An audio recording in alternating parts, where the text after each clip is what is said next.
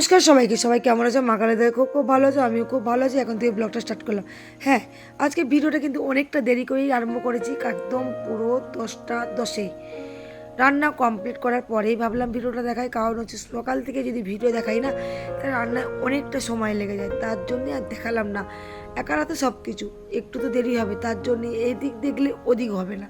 এখন দুর্গাপুজোটার দোকানে একটু মন দিতে হবে বেশি, তার জন্য ফোনেও সময় কম দিচ্ছি। সব জায়গায় লালবাতিতে জ্বলেই গেছে, কিচ্ছু করার নেই, আগে দোকানটাকে সময় দিতে হবে। তার জন্য আমি প্রত্যেকটা জায়গায় যে ক্যামেরা করি না, সেটাও করতে টাইম পাচ্ছিলাম না। কালকে ব্যাগ হয়নি, আবার আজকে যাচ্ছে, মানে যতক্ষণ না কিনে দেবে ততক্ষণ ওর পিছন আর ছাড়ছে না। খাবারের ব্যাগটা আজকে আনলাম না, খাবার ব্যাগটা গুছিয়ে রেখেছি, ওটা যে খেতে আসবে সে নিয়ে যাবে।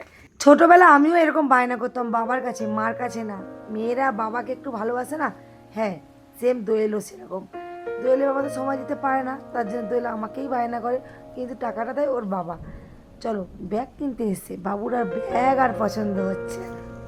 অনলাইন করে মেয়েদের তো পুরো মাথাটা পুরো গেছে, সব জিনিসটা অনলাইনে। আমার দোকানেও সেম আসে, কিছু কিছু কানের কিছু কিছু গলার ছবি নিয়ে বলে এইগুলো দাও। ভাই অনলাইনের জিনিস কি অফলাইনে পাওয়া যায়? আমার তো মনে হয় না। আমি তো বড় বাজারে যাই, দেখতে পাই না। বেচারি প্রত্যেক দিনই ব্যাগ কিনতে আসে, কিন্তু ব্যাগ আর পছন্দ হয় না। আমি কিন্তু একটা ব্যাগ নিয়েছি, কিন্তু আনা হয়নি বলে তোমাদের দেখানো হয়নি। ওটা পছন্দ করে এক সাইড করে রেখে দিয়েছি, বলেছি পরে তোমাদেরকে দেখিয়ে দেবো আমি যখন নিয়ে আসবো। আজকে আনবো বলছিলাম। যে দেয়ালে যে বেলুন লাগাও না, ওই লাগিয়ে একদিকে খুলবে, একদিকে ওই চিপটা বসিয়ে দেবে, দিয়ে জড়ি কানেক্টটা বসিয়ে দেবে। মানিকে চলে যাও, আমার কাছে ছিল, শেষ হয়ে গেছে। মানিকে পাওয়া যাবে? এক্ষুনি যাও, ডবল ট্যাপটা একদিকে খুলবে, খুলে কানে বসিয়ে দেবে, আর একদিকটা খুলে দিলে তো দুদিন কাটা থাকে। বসে দাও, কিচ্ছু লাগবে না, 5 টাকা খরচা হবে। আর এই যে গপু সোনা এসে, গপু সোনাকে দেখা হয় না। একটা ভিডিও দেখিয়ে আমি কিন্তু রাতারাতি ভাইরাল হয়ে গেছিলাম, সেই গপু সোনা। আবার একটা গপু সোনা এসেছি, খালি গায়ে জুতো পরে। বলো না, গপু সোনার মা আমাকে পাশে বসিয়ে দিয়ে গপু সোনার জামা কিনতে গেছে। কতটা বিশ্বাস করলে ঠাকুর রেখে যায় বলো তো আমার কাছে?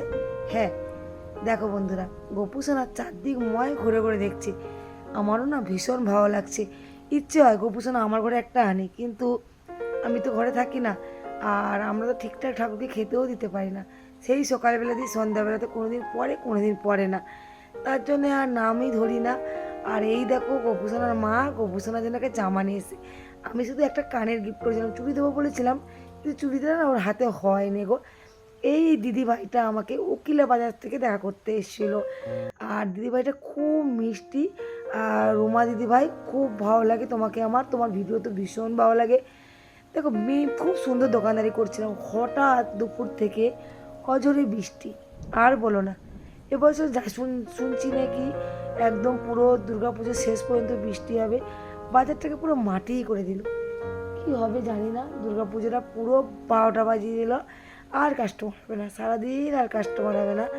আর তোমরা তো জানো কম বেশি লোক যে আমার দোকানে জলের কাঁড়ি হয়ে যায়।